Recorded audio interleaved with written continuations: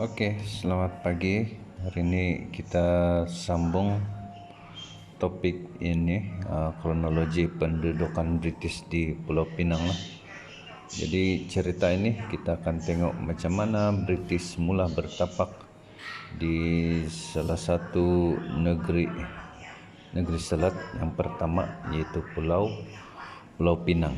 Jadi boleh rujuk di muka surat 34. Jadi hari ini sekurang-kurang kita akan tahu lah macam mana itu kronologi pendudukan British di Pulau Pinang. Dan kalau sempat tengok di muka surat 35, pengukuhan kuasa British di Pulau Pinang melalui perjanjian. Jadi cukuplah untuk hari ini, tak perlu banyak, sekurang-kurang okeylah selesai untuk Pulau Pinang. Okey, mari kita rujuk di muka surat 34. Okey. Jadi pada abad ke-18 sebenarnya Kesultanan Kedah tergugat kerana memang ada wujud persengketaan dalam negeri dan ancaman asing lah. Jadi oleh kerana itu Sultan Kedah dia berusaha mendapatkan bantuan ketenteraan daripada British untuk mempertahankan kedaulatan negeri. Ya, namun begitu pihak British dia mengambil kesempatan pula daripada masalah yang dihadapi. Maksudnya masalah sultan, masalah pemerintahan Kedah itulah yang menyebabkan Pulau Pinang jatuh ke tangan British. Okey, mari kita lihat macam mana British boleh mendapatkan Pulau Pinang. Okey. Pada tahun 1778 ini berlaku di Kedah, ini pemerintahan Kedah, negeri Kedah. Okey. Dan masa itu Sultan Muhammad Jiwa, Sultan Muhammad Jiwa dia memang tidak boleh sudah menjadi pemerintah atau raja sebab kedudukan dia dan dia sudah uzur. Jadi mengambil keputusan untuk melantik Raja Abdullah untuk menjadi Raja Muda Kedah. Okey, jadi Raja Muda Kedah. Jadi pelantikan itu sebenarnya tidak dipersetujui oleh kerabat diraja Kedah. Ramai tidak setuju. Jadi apa yang berlaku? Kerabat diraja minta bantuan Bugis, minta bantuan Bugis dan minta juga bantuan Kesultanan Selangor untuk menentang Sultan Muhammad Jiwa. Jadi Sultan Muhammad Jiwa ni dia sangat tertekan, lalu dia minta bantuan ini SHTI. Siapa ini SHTI?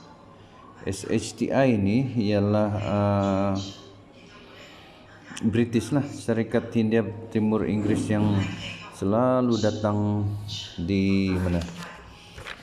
Selalu datang melalui ini yang biru ni, mana dari India ni. Ini selalu datang melalui ini pergi Pulau Pinang. Jadi Sultan Muhammad Jiwa dia ambil peluang lah berjumpa dengan orang SHTI sini untuk minta bantuan. Jadi SHTI dia hantar satu orang ni, dia punya pegawai, nama dia si Edward Monckton lah. Edward Monckton dia berunding dengan Sultan Muhammad Jiwa. Kenapa dia berunding? Dia cakap boleh kami tolong, tapi ada syarat lah. Minta pertempatan di Kedah tu ataupun di Pulau Pinang. Tapi rundingan ini gagal dan tiada apa-apa yang berlaku lah. Okey. Jadi sehinggalah Raja Abdullah terus naik takhta selama ini 1778 hingga 1798, ada 20 tahun. Jadi masa dalam ruang lingkup masa ni sebenarnya siam pula ataupun apa itu Siam mah? Ya, Thailand dia mohon Raja Abdullah hantar bunga emas ufti. Kira ufti perlindungan, tanda perlindungan lah itu. Sebab penghantaran ufti ini pernah dibuat semasa Sultan Muhammad Jiwah jadi sultan, tapi terhenti seketika sebab ada perang antara Siam dengan Burma. Jadi berhenti Sultan Muhammad Jiwah hantar, tapi bila Sultan Abdullah jadi raja dia minta hantar balik. Jadi tengok mata Sultan Abdullah, dia pun bahaya nih, dia tergugat. Jadi apabila dia tergugat, dia terus pergi minta bantuan balik dengan SHTI sebab terpaksa berperang kan. Sultan Abdullah terpaksa berhadapan dengan Siam. Dengan Siam. Jadi Sultan Abdullah minta bantuan ketenteraan daripada SHTI, dan pegawai yang bertanggungjawab hantar bantuan itu kepada Gubernur British di India ialah Francis Light. Francis Light.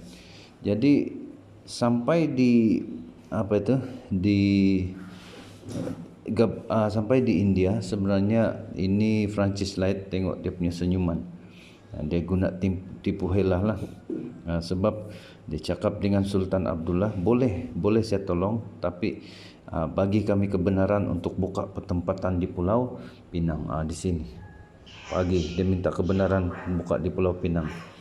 Jadi Sultan Abdullah pun rasanya macam silap, sebab dia bagi juga, dia benarkan diorang sudah buat perjanjian untuk buka pertempatan itu, walaupun belum, sementara tunggu jawapan daripada Gubernur British di India.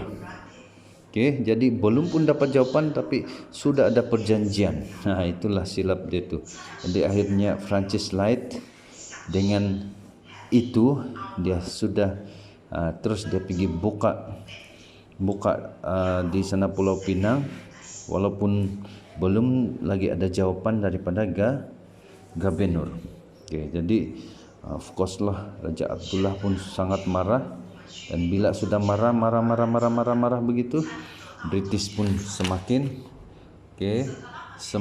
menjalankan dia punya dia mengukuhkan kuasa di Pulau Pinang banyak cara. Terus dia guna perjanjian. Ini di muka surat 35, bolehlah kamu baca macam mana akhirnya Pulau Pinang itu betul-betul jatuh ke tangan British. So ini saja pelajaran hari ini, tidak payah banyak lah kan, sebab sikit-sikit kalau kamu faham dan buat ulang kaji sampai faham lah, kira okey sudah itu. Kalau ada soalan boleh tanya.